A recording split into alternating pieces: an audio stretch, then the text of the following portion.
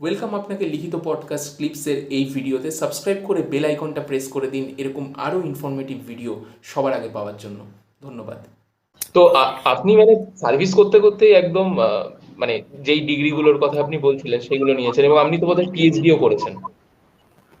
আমি চাকরিতে যখন ঢুকেছিলাম তখন শুধু গ্র্যাজুয়েশন ছিল।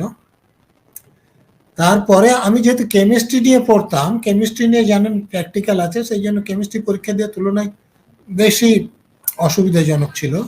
সেই জন্য আমি স্পেশাল বিএ করে বাংলা এমএ করি এবং পিএইচডি করি, ডিলিটও করি। তবে ডিলিটটা বাংলা থেকে হয় না, যেহেতু থিসিস কলকাতা বিশ্ববিদ্যালয়ের নিয়ম হচ্ছে যে ডিলিটে দু তরফের তিনটে থিসিসই বাইরের দেশে পাঠাতে হয়। বাইরের দেশে বাংলায় এত বেশি এক্সামিনার পাওয়া যায় না, সেই জন্য থিসিসটা ইংরেজিতে লেখার দরকার ছিল।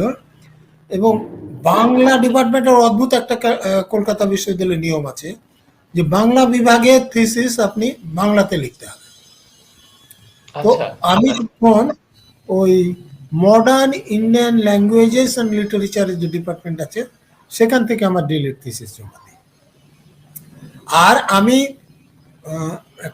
এই আইপিএস পড়তে পড়তেই বিদেশে ট্রেনিংয়ে যেমন একবার গিয়েছি, বিদেশে পড়ার জন্য একবার চেষ্টা করেছিলাম।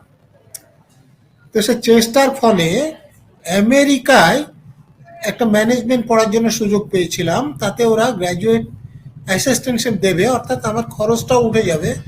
তো সেখানে আমি যেতে চেয়েছিলাম।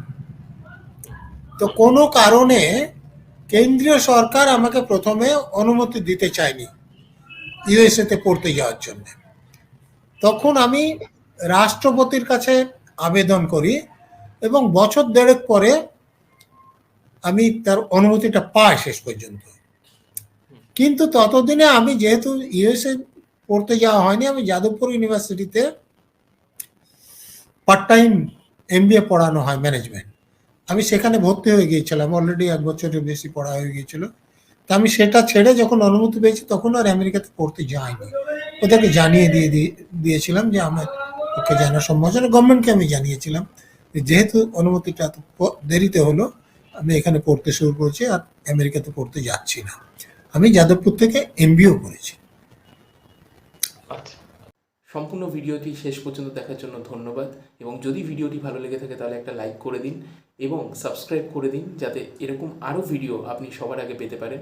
এবং কমেন্ট করে জানান কেমন লাগলো বা আপনার কি মতামত এই ভিডিওটা সম্পর্কে, এবং বন্ধুবান্ধব সবার সাথে শেয়ার করতেই পারেন। Thank you.